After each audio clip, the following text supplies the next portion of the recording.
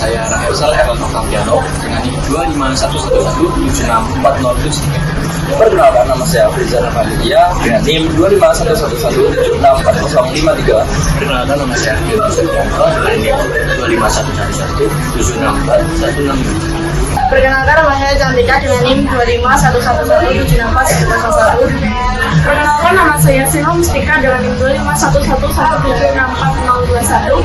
Perkenalkan, nama saya Livia Kafarina dengan NIM 25111176417.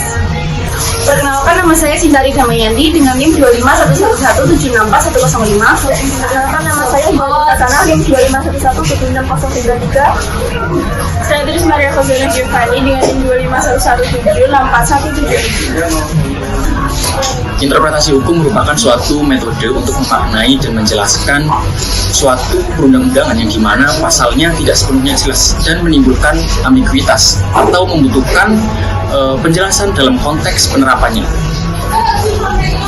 Ada berbagai macam jenis-jenis interpretasi. Yang pertama, saya akan menjelaskan apa itu interpretasi gramatikal. Interpretasi gramatikal itu merupakan pendekatan yang berfokus pada makna kata atau kalimat dalam aturan yang berdasarkan kaidah bahasanya. Contoh singkat dari interpretasi gramatikal yaitu dalam pasal 362 KUHP tentang pencurian terdapat kata mengambil.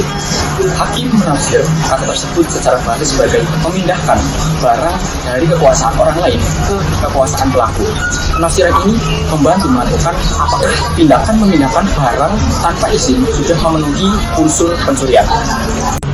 Selanjutnya saya akan menjelaskan tentang interpretasi teologis. Interpretasi teologis adalah cara menafsirkan hukum dengan melihat tujuan yang ingin dicapai oleh suatu aturan.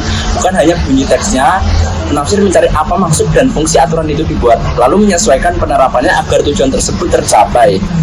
Intinya, berfokus pada tujuan, kemanfaatan, dan konteks sosial. Contohnya adalah larangan kendaraan bermotor untuk masuk ke taman kota. Secara teologis, maksudnya menjaga kenyamanan pengunjung. Interpretasi sistematis merupakan metode penafsiran undang-undang yang dijadikan dasar dengan jalan menghubungkan undang-undang satu dengan undang-undang lain atau dengan keseluruhan sistem hukum. Menafsirkan dalam hal ini tidak boleh keluar atau menyimpang dari konteks sistem peraturan undang-undangan atau sistem hukum.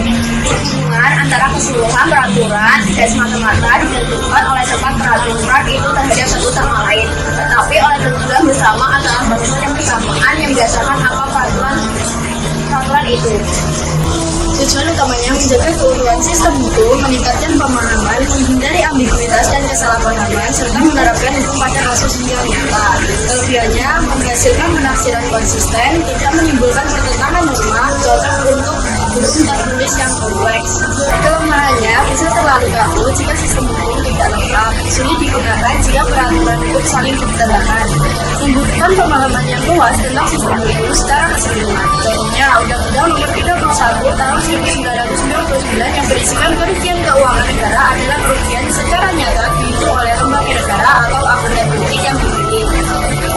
Yang berkaitan dengan Undang-Undang BPK disarankan kepada BPK untuk dipublikasikan, lalu harus dihubungkan, diverifikasikan supaya tahu benar atau tidak melakukan tindak korupsi. Di sini saya akan menjelaskan tentang interpretasi historis. Interpretasi historis menekankan pada sejarah lahirnya suatu aturan dengan cara meneliti sejarah pembentukan dan latar belakang suatu ketentuan hukum. Penafsiran ini mencari maksud dari badan legislatif saat membentuk suatu aturan tersebut.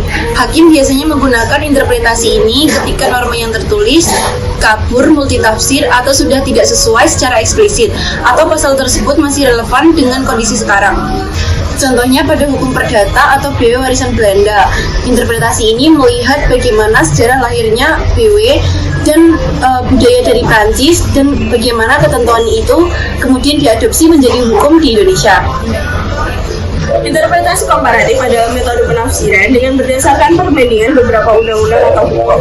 Perbandingan ini dimaksudkan guna dicari kejelasan makna mengenai suatu ketentuan undang-undang atau hukum. Interpretasi perbandingan dapat dilakukan dengan jalan membandingkan penerapan asas-asas hukumnya atau rehbian dalam peraturan perundang-undangan yang lain dan atau aturan hukumnya res tidak, di samping perbandingan dengan latar belakang atau sejarah pembentukannya.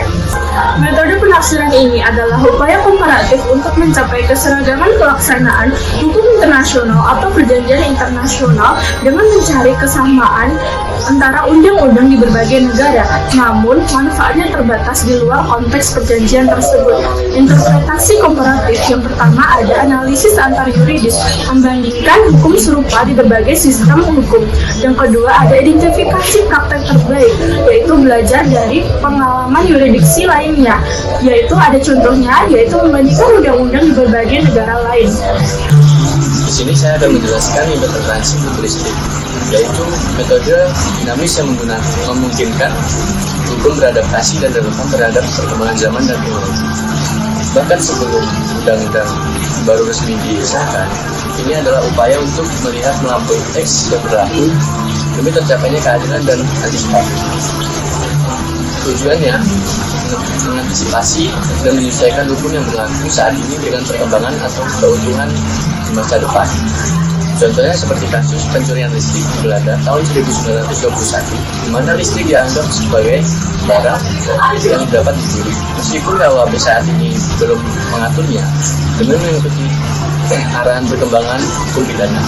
Dan yang terakhir, saya akan menyampaikan interpretasi ekstensif atau memperluas arti. Metode ini adalah sebuah pewarnaan atau penafsiran yang bersifat memperluas arti kata dalam undang-undang.